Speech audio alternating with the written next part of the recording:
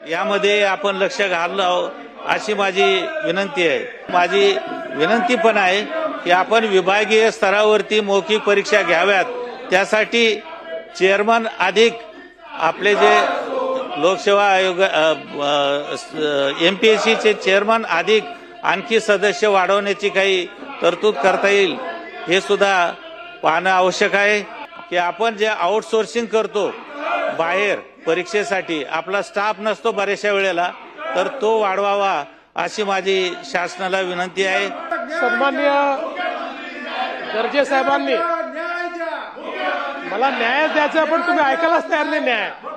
तुम्ही न्यायच ऐकायला तयार नाही, हा प्रॉब्लेम आहे.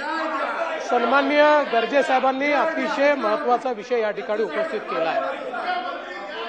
MPSCच्या संदर्भात आपण जे काही प्रश्न उपस्थित केले आहेत, पहिल्या तर आपण जे लोक राहिलेले आहेत त्यांना आपण कधी नियुक्ती देणार असं सांगितलंय. केवळ 14 लोक आता राहिलेले आहेत ज्यांच्या कागदपत्रांमध्ये काही त्रुटी आहेत. बाकी सगळ्यांचं पूर्ण केलं आहे. त्यांचे ट्रेनिंगची देखील आपण व्यवस्था केलेली आहे. या 14 लोकांनाही आपण लवकरच त्यांचं सगळी तपासणी पूर्ण करून आणि त्यांनाही नियुक्ती देऊ. मुळातच आपल्या लक्षवेधीचा एकूण रोग जो आहे तो मला असं वाटतं अतिशय योग्य आहे की UPSC मध्ये त्याचं कॅलेंडर हे पक्क असतं. कधी परीक्षा होणार, कधी मेन्स होणार, कधी त्याचे इंटरव्ह्यू होणार.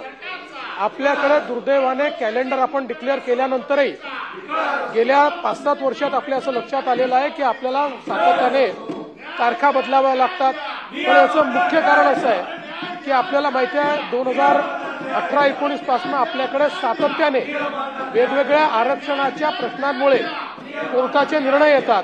मग कधी SCBCचा विषय येतो, कधी EWSचा विषय येतो, कधी EWS मधल्या SCBCचा विषय येतो आणि मग त्यात वेगवेगळ्या कोर्टामध्ये जे काही स्थगिती येतात त्याच्यामुळे हा वेळ जास्त लागतो.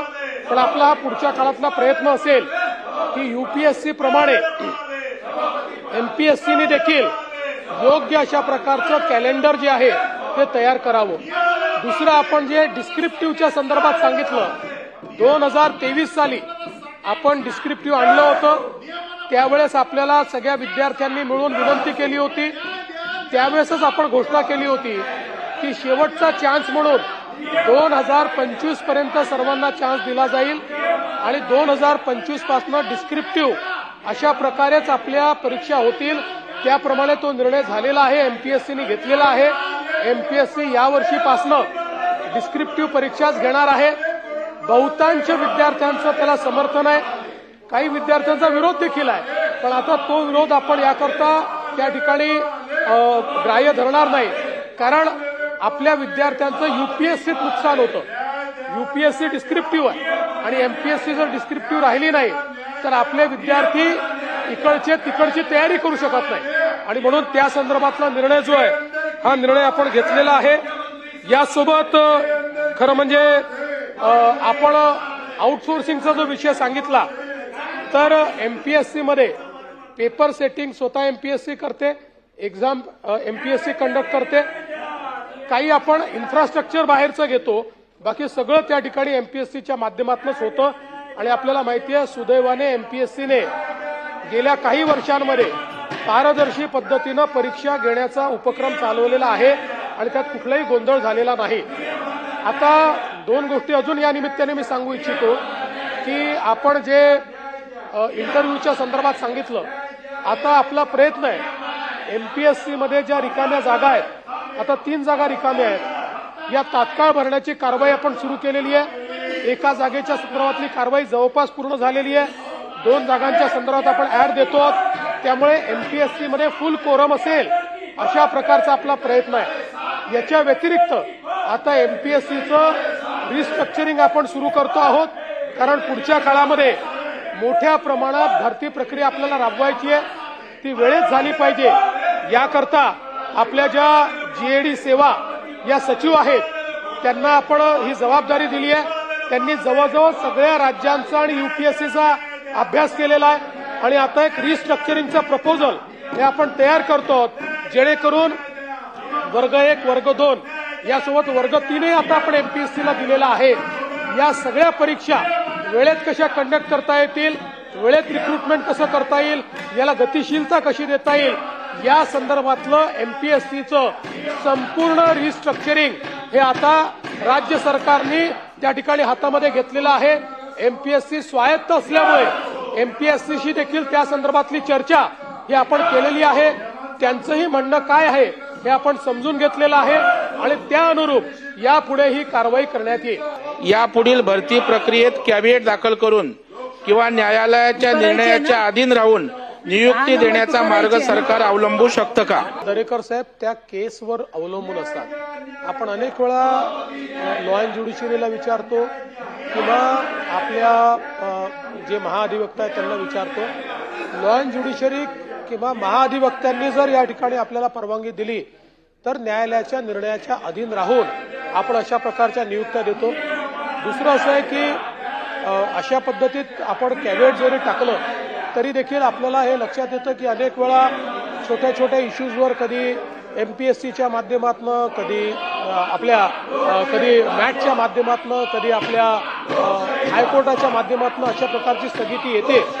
आपला प्रयत्न असतो की अशी स्थगिती आल्यानंतर अतिशय सत्वर अशा प्रकारे आपली बाजू त्या ठिकाणी मांडली गेली पाहिजे आणि त्यातनं योग्य अशा प्रकारचा निर्णय झाला पाहिजे. तथापि कमीत कमी कोर्ट केसेस होतील या दृष्टीने देखील आपल्याला काय करता येईल हा प्रयत्न आपण करू. निवड होऊन सुद्धा कागदपत्राची पडताळणी झाल्यावर सुद्धा म्हणजे पोस्टिंग मिळवण्यासाठी आणि पोस्टिंग देण्यासाठी सुद्धा काही व्यवहार होतात, ते आपल्याही कानावरती आलेला. त्यामुळे ह्या सगळ्यांना आला बसवण्यासाठी सगळ्या जागा एमपीएससी कडे मागणी करणं आणि त्याचा वर्षभराचा टाइम टेबल तयार करणं, या बाबतीतही शासनाकडून काही कृती कार्यक्रम केला जाईल का? होय सभापती महोदया, निश्चितपणे टाइम टेबल ठरवण्याच्या संदर्भातली कारवाई आपण करू आणि एमपीएससीतली पदं ही लवकर भरली गेली पाहिजे हा आपला प्रयत्न असतो. त्यामुळे सातत्याने त्या संदर्भात त्यांना स्वायत्त असल्यामुळे बाकी कारवाई ते करतात. पण जी सदस्य आहे, जसं मी सांगितलं की 3 पदं रिक्त आहेत, ही तात्काळ भरण्याची कारवाई आपण करतोय. याच्या व्यतिरिक्त आपण एमपीएससीला अशी विनंती केलेली आहे की लवकर इंटरव्ह्यू व्हावे, या दृष्टीने तुमच्या सदस्यांची संख्या वाढवता येईल का, त्यावर एमपीएससीची सकारात्मकता नाही आहे. त्यांचं म्हणणं आहे की आहेत तेवढी सदस्य आम्हाला पुरे आहेत. पण सरकारचं असं मत आहे की आता या संदर्भात गतिशीलता आणण्याकरता याचं रिस्ट्रक्चरिंग करण्याची आवश्यकता आहे.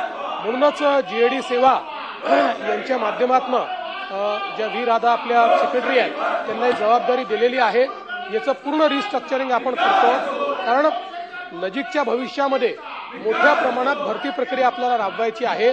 त्या दृष्टीने आपण एमपीएससी अधिक सक्षम करणं आणि इथली प्रक्रिया फास्ट होणं याची पण जबाबदारी घेतलेली आहे.